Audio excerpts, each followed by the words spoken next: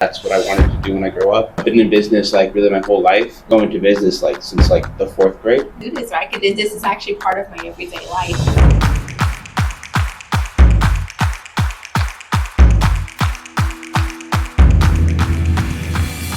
Hello there, it is Randy with Las Vegas Spotlights, and today we're joined here with LJ Brown, and he's going to share a journey that he's had with Pyramid and Solutions for Society. So, LJ, why don't you tell us about how you got started and what you've been doing? I got started when I got out of high school, but before that, I've been in business like really my whole life. I knew that I wanted to go into business like since like the fourth grade, and so after I got out of high school, I went into business with my mom.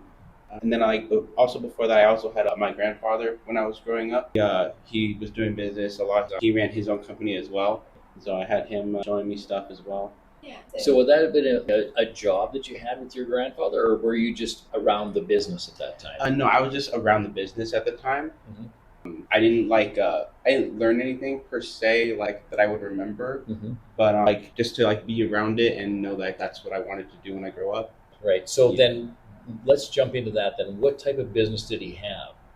Oh, he had a development business with construction. Oh, Yeah. and So then which state would that have been in? that was in, Washington State? yeah. Okay. And then how many years would you have been around your grandfather then? My earliest memory, I guess, would be like 8 years old, and Okay. then we had moved to Arizona, but then we came back to Washington, and then I was still around him, of course. Right, And then he had passed in back in 2016. right. But before that, I was around my grandpa all the time. Perfect. So then if I ask Mila, what do you think was somebody who was either influential in LJ's in growing up in business? So as you stated, we're blessed to come from a family of entrepreneurs. And so my father being a major developer and doing a lot in construction, both residential, commercial, and having commercial contracts. Me also doing stuff with the family and with myself and with his dad as well, with flipping. And we did a lot of real estate investment, flipping, and things of that nature. In addition to that, with the market there in Seattle, we were part of that big boom out in Washington State for a while there in the Northwest. And then in addition to that, really, probably being around me and all the people I work with, and just so many influential people. He's gotten to meet a lot of celebrities and different people in the public eye, like, when they're a teenager, it's like, oh, that's so cool, you know what I mean? But it was kind of part of his everyday life, and I think that made him realize, like, wait, I could do this, or this is actually part of my everyday life. This is something I'm around and accustomed to, and I could do the same things they're doing. So, Right. Yeah. So then what about Pyramid? When did you actually start in Pyramid for yourself, LJ? Myself, about 2021, because I had gotten out of high school in 2020, and then from that point to 2021. There was COVID, so we were having there was a big gap into where not really much was happening because there was a big crisis around the world. Right. And so in 2021, when we moved to Vegas, is when I really started to get into Pyramid and learn what exactly we were doing in business. Right. So then in Pyramid, what does Pyramid do as far as a business, and what's your role within the business? So we do a lot of financial consulting.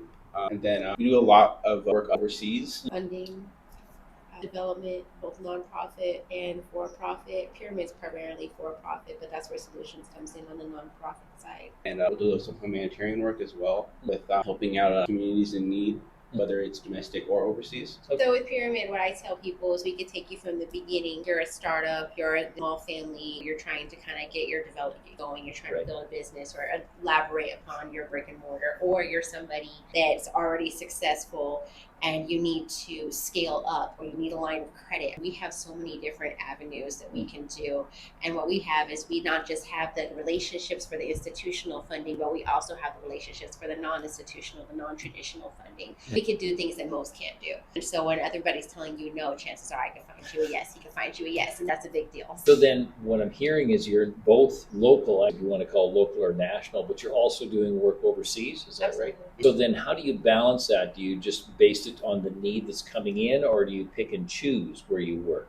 We have to pick and choose. We have to pick and choose because I don't want to waste anybody's time or mine. But what I will do is, if somebody is not in a position to be funded or to scale at that time, I'll at least consult them enough to say, I don't push people away, because I really do.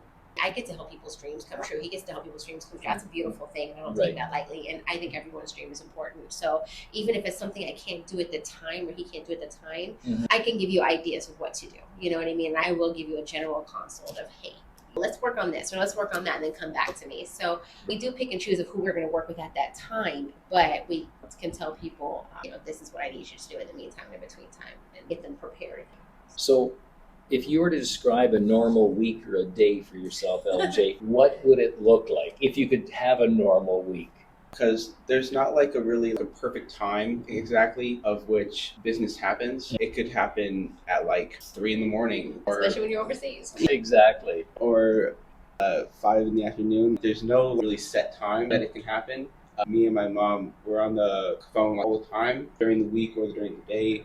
I don't really have a day off. It happens sometimes, of course. You have to learn how to control your schedule. In this kind of profession, if you don't control your schedule, life is going to control it for you, and you're going to be ran ragged. So it's very much okay, I'm taking this time, I'm putting my phones, you have to do that, or you will go crazy. So then, are you telling me that you could literally have a call at 3 a.m. from somebody overseas? Absolutely. Oh yeah, WhatsApp and all those things are going off all the time. You have to turn your phones off. Or you have to do a calendar and pay. You got to book the time. That's right. Or something, otherwise you become a slave to your phone. You will. So Pyramid is responsible for funding, and it could be traditional and non-traditional is what I'm hearing. So then what scale of projects would come to you? What would be kind of a small one versus mid-tier to a large one? What are those, if I could package them into 3 different sizes, what would they fund? If I chose a startup. Startup, you're probably looking at we generally don't do anything under 6 figures, honestly. That's more of a personal loan at that point. The reason why you want to get business qualified is because obviously that opens up you up to a higher spectrum. You can get higher amounts once you're in a business setting. But with that being said, we don't really go under 6 figures, and we go all the way up. I mean, if you're doing government contracts, those can be, if government contracts, those are in the billions, quite frankly. And they take a lot.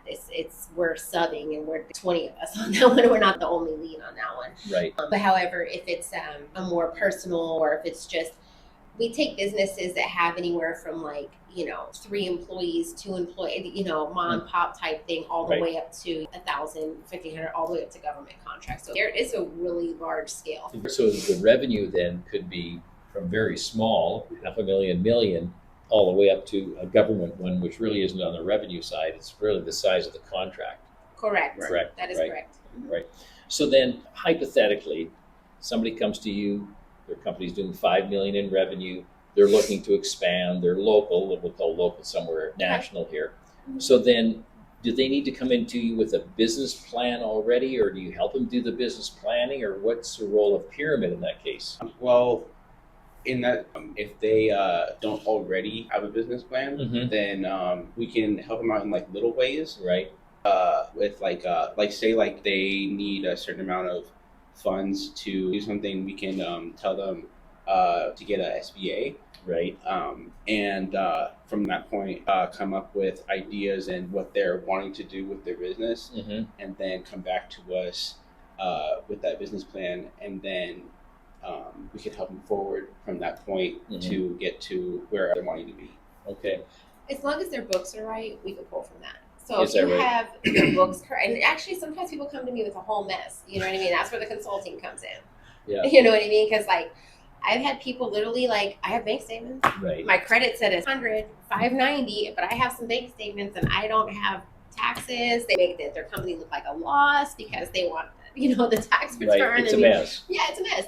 And so in those cases, you're not ready yet, but that's okay. I'm going to walk you through and say, okay, hey, you're going to have to show some income. We're going to have to set you a form. You have to have these kind of financials in place. You got to have your business plan in place.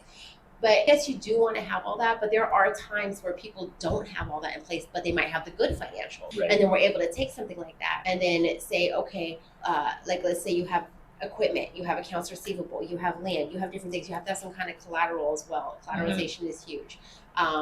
and then you're able to go from there. So maybe you don't have the whole business plan and all the bells and whistles, but you have a successful business in another way, where you're showing enough income, or you're showing enough accounts receivable, or you're showing enough in equipment, you're showing enough in land, you're showing enough in equity, you have something going for you that we could pull from, and that's what we're good at, and that's why we're able to do non-traditional, because we can find something in that realm. You have something, and we're going to pull from it. Right. So what I'm hearing then is that you tell a story about why this particular business needs funding, and you can provide the proof, if you want to call it that, at least that yes, they're going to be able to fulfill on whatever that loan is, right? Yeah, and then our job is we're going to take what you have and we're going to put a pretty bow on it. And we're going to make it good. Yeah, exactly. So, give me your mess and let me put a bow on it for you. Right. So then how do you two work together then? Like, what's LJ's role, and then where do you step in, and vice versa? I'll answer this one. Yeah. I'm more economics. I have an economics background and financial background. I work at Citigroup, Boeing, different places like that, and done a lot in that realm. So economics, numbers, I'm a numbers girl. Right. I am not young and hip like him. I don't do digital. If you see my Facebook or my Instagram or anything, you know what a tragedy it is. And how bad I am at it. Or someone Snapchats me, I'm like, I don't know how to respond to you. So I'm good at marketing. He's good at the media. He's good with his generation. He's good with the AI. I don't know this AI. I'm aging the hell out of myself here, but I don't know this stuff like he does. So it's great that he knows that he's able to level with these people, or he's able to level with the startups more, because sometimes I've been so advanced in the government and stuff that I've worked in that I can kind of overwhelm some people sometimes. And so he's able to, with the startups, he does really well with them because he levels with them better, because he's, been on that side a little more and kind of starting himself with this. He levels with them better. He talks to them more in a way they understand each other better, where sometimes I think I can overdo it and I can almost confuse. I do well in this realm, he does well in that realm. It's a beautiful balance. So, Then that brings up the question, when somebody quote meets with you, do they do it on a phone call, a Zoom, Google Meet? Like, what's a normal meeting then you would do with, let's say it's a startup and they come to you legitimately and they're from Kansas City. Like, do they fly out? Kansas City, go Chiefs. Yeah. Well, most of the time, it does start with a phone call. It does, okay. But we can always, like, even if we're not in the same vicinity of living area, we can always get to them in person if we need to. Right. Or we can do a Zoom call, or that way we can see each other and do things that way. Right. Share screens, etc. Right. Once we get to that point. But it usually starts with a discovery call. Right. So that makes sense. You discovery call, then we move it to the next step, if they're prepared for the next step, correct? Right. That's correct. Okay. So Pyramid has been around for how long? If I took back and looked at the history, how long has Pyramid been around? 10 years. What would be the start date? 2015. 2015? So 10 years already then, right? Yeah. So we're on the funding side, and then what we mentioned at the beginning there, it's the Solutions for Society. When did that take place, I guess, number one? And then what does Solutions for Society actually do right now? Did you answer that? Like, when did Solutions come in then? When did they come in? When did we start that? Solutions for Society in the United States was in 2024. Okay. That we're in DC. So we already had a presence in the foundation spectrum. I've already been on the board. I'm on the Caribbean Hurricane Relief Board, Power Africa Board. So I've had all these board seats for years, and he's, done a lot of this stuff with me. Granted, he didn't have the board seat, but he was working along with me the whole time. Right. And we did so much overseas. So then it was like, okay, let's bring stuff what we're doing home in our own backyard. Makes sense. And then we're going to be bringing out the DPL, which is Daniel Lawrence, my dad that passed away. He always taught people about business, and so we're going to start putting that and implementing it in schools so kids can learn things more about business. Unfortunately, I learn about so much stuff that's unnecessary and don't learn the things that I actually apply in life. And so we're looking forward to working with different school districts and bringing stuff like that. Or we've started sponsoring more events in our local community and things of that nature. But most of the stuff we've done has been overseas, honestly, and the research and development stuff. We need to touch on that. Okay. So what do you mean by research and development? What would that be? So the research and development, we've done a lot with with the housing. We are doing housing right now in the Virgin Islands. So there's a huge project on that because people are going to come out and work on the land to not only housing but a community, Mm-hmm. because with housing comes everything else, with like schools and doctors' offices and whatever else that you people may need. Mm-hmm. But then we also have we have a soil that can be take your DNA. Then it provide, like, after the crops grow, it has your DNA in it, and so it provides your body with whatever nutrients or vitamins that your body is lacking, Mm-hmm. and fills your body up with those. And then we have a fire retardant paint Mm-hmm. that so that's it doesn't get caught with that, because it's fire retardant. And we it did have a previous state where it wasn't so good for the environment with animals, Right. but we have one now where it's not harmful to those. Oh, to animals, like the ones that aspects. use in grass. And so a perfect example of that, if you remember the California wildfires, right. or out in Malibu or Palisades, Pepperdine University is right there in the midst of all that. And both in the Malibu fires and the Palisades fires and numerous fires that they have specifically in that area, Mhm. people will notice Pepperdine University has always been okay. Mhm. And reason being is they have return, like in their landscape and their grass and in their building Right. there. And granted, I think that theirs is the older, if you will, but I'm not using the right terminology, but it's the older, we usually term white paper or whatever, but it was pet animals, I believe, the kind that they had prior to. And Right. so now that we're getting new development and it's getting better, we're able to apply, basically with the research and development land, we have the land over there in North Texas, and we're able to take like, we love Brian. He has the flick a seed, and that guy is amazing. But we could take someone like him, or someone like our guy with the atmospheric water, Mhm. that he's working with the U.S. military. We could take like his there's different great minds around the world, and before we go and implement them on our projects, our housing projects or our development projects or what have you, we're able to actually see them in action and make sure they actually work first. Make sure, because if you're getting grants or if you're getting investors, whether it's nonprofit, for profit, it needs to work. And so we were able to stand behind it and say, okay, we've seen this in action. We've seen, how this goes. We've seen what happens with it. And so it's important to have that. And especially if you're going to get additional funding, you have to be able to show case studies. And how better to show a case study than we have it right there on our own properties. So Right. that's something personally invest in. So then, as far as the Virgin Islands there, you're talking about doing a housing development, right? Yeah. So I'm assuming there's lots of different companies involved, right? Oh, yeah, on it's a that? client of ours that's Yeah. predominantly doing that. We've partnered with them in funding their project and what have you. It's, that's the project. That one's going to be, that's the USDA funding. So Right. again, like, that's a different kind of funding. And there's some privatized funding on there. And a lot of they're doing self-funding because they're big developers themselves. But that was the United States is sending out a lot of workers out there because we keep having problems in the Caribbean with the hurricanes and what have you. Right. And we got to rebuild. Well, if you send all those workers out there, they need somewhere to live. They can't afford the big mansion beach houses. They need housing, and then with housing comes what? The schools, the doctors, like what LJ touched on. Is so Right. this becomes a mixed use project now, and so we have to develop that, and that's one of those that goes in stages that lasts a long time. Yeah. So we'll be doing that for the next however many years, but we partner with artists like that and continue to fund them in every stage and every scale. So then, even your background with your grandfather would probably apply even to looking at the Virgin Islands there, because, hey, I get the big picture. I see what you're trying to do. And what I'm hearing you say is that because you had to bring the workers in, the workers obviously have to have a place to stay, but then you're building it for the actual citizens of the community. So Right. it's twofold, right? So you've Right. got, the immediate use to build, and then after that, of course, it's where do you live, right? So, Right, and yeah. so you've done a lot of projects like that with the governments, like in Ghana, the expansion of the ports, the military housing, police housing. We've done so much. Norman Barnes, yeah, he's on our board. He's former NSA, world renowned. He's the ambassador in the Middle East. He does everything. He's amazing. We have people like that on our board. Thank Right. God it's not just us. I'm literally blessed with like the most amazing people on our board that are able to do the things they do. That it's like you don't have to know everything when you got a team that knows everything too, and so they're able to really get in there and get things done as well. Right. So really, there's two entities. We've got Pyramid, which is on the funding side. Correct. Then you've got your Solutions for Society.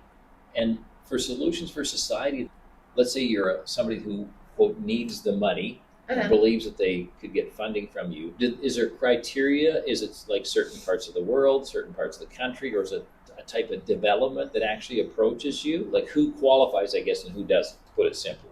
There has to be a need. So number one is a need of some sort, right? Right. It has to make sense. Because, I mean, everybody has a dream, and I support that, and I would go for your dream. But not every dream is fundable. So it has to make sense. Let's be honest. So it could be the Virgin Islands, obviously, it's housing by the sounds of it. Is that what predominantly it is? Is a housing project, or is it a rebuilding of what was there before? What type of a project is that? We'll use that as an example. That's a mixed-use project, housing and commercial, because commercial comes with housing. Right. See, that's kind of where Vegas screwed up. I'm sorry, Las Vegas. Well, let's be honest. They built a whole bunch of housing, and they didn't build the schools with it, and now they're playing catch-up. So you take like areas like Mountain's Edge, where like Desert Oasis is over freaking crowded, and they have to go build more high schools because they didn't build enough schools when they built housing. Right. Someone messed up there. I'm sorry. I love Las Vegas, but they messed up gravely on that. Right. And so a lot of cities will do that. And so, what you have to realize is when you are building housing, you're automatically building commercial because all of that comes along with it. People need to go to the doctor, they need to go to the store, they need all those things. So you consult on that, because I've got experience in that obviously as well, is that the commercial, can't be an afterthought. Correct. It cannot. Right. It's got to be at the same time. Yeah. Absolutely. Or else you have them as it. Right. Sorry. But it's honest. Right. Sorry. Some of my politician friends are going to call me later and be like, thank you. Sorry. Right. Yeah. So moving forward into 2026 and beyond, with Pyramid themselves, as far as doing the funding and so on, will there be difficulties in funding as far as either institutional or private and things? Like, where are we headed, I guess, if you could predict out, next year at least, even a year or two out? What's your thoughts on that? Is the money market? I thank God that I have him that's really good at AI and help me out. Yeah. Moving forward, there are things that affect us. And we're being in a government shutdown. I have 2 projects right now that are at a hold, and I'm not happy about that. No. But, and when COVID happened, banks went to skeleton crews. That really that killed us. You know what I mean? When everything went to skeleton crews. Right. So, I mean, when governments have their issues, surely it affects you. When there's tariffs, when I work in commodities and we have tariffs and different things like that, now I got to move things around this way or this way. Or I can't go in this or else, you know what I mean? So, yeah, things like that happen. That's stressful. But moving forward, I'm excited about the future, though. I do see a lot of ways, like we were touching on this last night about like even with the crypto and with the XRP and with things of that nature. I think that opens things on a world scale a lot more. So a lot of economies that may have lower GDP than us and may be like third world, second world, because they can't compete with the dollar or the euro or the pound or something of that nature. When we open up an XRP market or a Bitcoin, type market, a crypto market, I should say. Yeah. You give it a more level playing field for everybody around the world. And I think that gives a lot more opportunities, especially for the global south. You have a lot of really smart people there that can really do some great things. I'm excited for them for that, because a lot of times it's been the money differential that's really held them up. And so I think with having the digital currencies that we're going into, although it's going to be a big adjustment for a lot of people, I think it's going to open the doors for a lot of people around the world, and I'm excited for that. Okay, so this question for you, LJ, then is, we'll talk specifically crypto then. Could crypto, or is crypto being used for funding right now, or here to being funded for projects? Have you seen that? I haven't seen it, but I've heard about it. It's getting close. It's getting close? Okay. We're in the one right now. Oh, is that right? Okay. So this is our first one. So logistically, it's possible, I guess. Absolutely. Yeah. Okay. We're starting to do real estate with crypto. There's businesses. Prior to, the banks didn't want to accept, when it was cannabis, they wouldn't accept. Right. And it was crypto, they wouldn't accept. And now the banks are actually buying a lot of crypto. So if you want to know where to go, what are the banks buying? Follow the money. Yeah. Follow the money. What are the banks buying and what are they doing? And that'll keep you pretty secure, I tell my clients. So, yeah. Okay. So we'll wrap this up here now. Without sharing names or whatever like that, what about success stories, whether it's a mid-sized or a government one, without obviously, naming names type of thing? What can you share about what's worked, whether they came in with a clean, financials or something else, and you carried them through to the end and they got funded? Even if, LJ, if you can speak to that, if you can think about something you worked together on and say, okay, we started here, and you know what? We pulled it all together and it worked. What about our current project right now? You want me to tap on that one? The current project we're working on right now with I can say the winery. Right, okay, the winery, okay. You want me to tap on that one? Okay. Yes, yeah. Okay, so selling. So right now, these are some friends of ours. We're in another investment together. Mm-hmm. It's a government shutdown. It's a government project. Oh. So now we're like, our money. But it actually put them in a bind, Mm-hmm. and they weren't able to even make. Ooh. They have 95 employees, and their money is in different projects, and they're like, oh my goodness. And Mhm. so, but with winery, it's Christmas time coming up and Hanukkah and all the holidays and Thanksgiving, right? So this is their busy time of year. So remember I said we have different ways we can fund accounts receivable. This is their busy time of year. They have millions in accounts receivable coming in. We're able to then leverage with that. Mm-hmm. And, honestly, these guys didn't have the best credit scores. Mm-hmm. They weren't in the best situation. Like, even with real estate, they were leasing their property, even their personal real estate, they kind of didn't have too much equity. So there wasn't really a lot to pull from. The only thing we were really able to pull from was those accounts receivables. Mm-hmm. And, my partner, Rand, and Rand is amazing. We have, like I said, we're so blessed. Mm-hmm. And so we were able to take with Rand. So we got to give Rand his credit because he definitely spearheaded this one with us on the accounts receivable part. And we were able to go ahead and get them not only their payroll, but then turn around and get them a line of credit. Because what happens after you make that first payroll, right? Yeah. So you just kept 95. It makes you feel good, I do, because you just made sure right before holiday season that 95 people just kept their jobs. Right. That's huge. You get paid to have people keep their jobs and people keep their longevity in their business. That's beautiful, right? And so on top of that, we were able to get them a line of credit because I'm able to look at their past and they just got into a bind. They went through something, but I can look at your history and look at your longevity and say, okay, wait, this is not a risk. These people aren't a flight risk, if you will. These people actually do have consistency. They do have good records. They're just going through something. I can then get you a line of credit. I can then get you spotted for the next step and the next step, and then it keeps going. Right. And so at this point, we started just a payroll like a couple $100,000 to another couple $100,000 to another couple $100,000 to a line of credit for over $600,000 to now we're looking at taking some of that principal, putting it in a certain kind of investment, because I also do investments. I'm certified, licensed to do investments and what have you. So with that being said, we're able to put them in an investment. They're going to make so much that they're going to go from I didn't make my payroll to having an abundance. And so instead of living in scarcity, they're going to live in abundance. And now they're looking at what other projects they want to invest in and add to their winery. That's and exciting. So I'm excited for them. Yeah. Exactly. And they're gonna tell people that's where our business comes from. People they've experienced with us, they know us, networking. That's probably why I haven't been on social media so much and marketed so much, because I haven't had to. You do an experience like that and you help someone like that. They can't wait to talk. Yeah, good news travels. Exactly. And they want to work with you forever. They want to continue to work with you because they're like, wow, you did that. And so it's exciting. So I got a couple questions and we'll wrap it up here then. So as far as you meeting somebody, LJ, do you actually physically travel to a lot of these places, or do you mainly do it by phone and as much as we'll call it online? Like, what's activity like for you?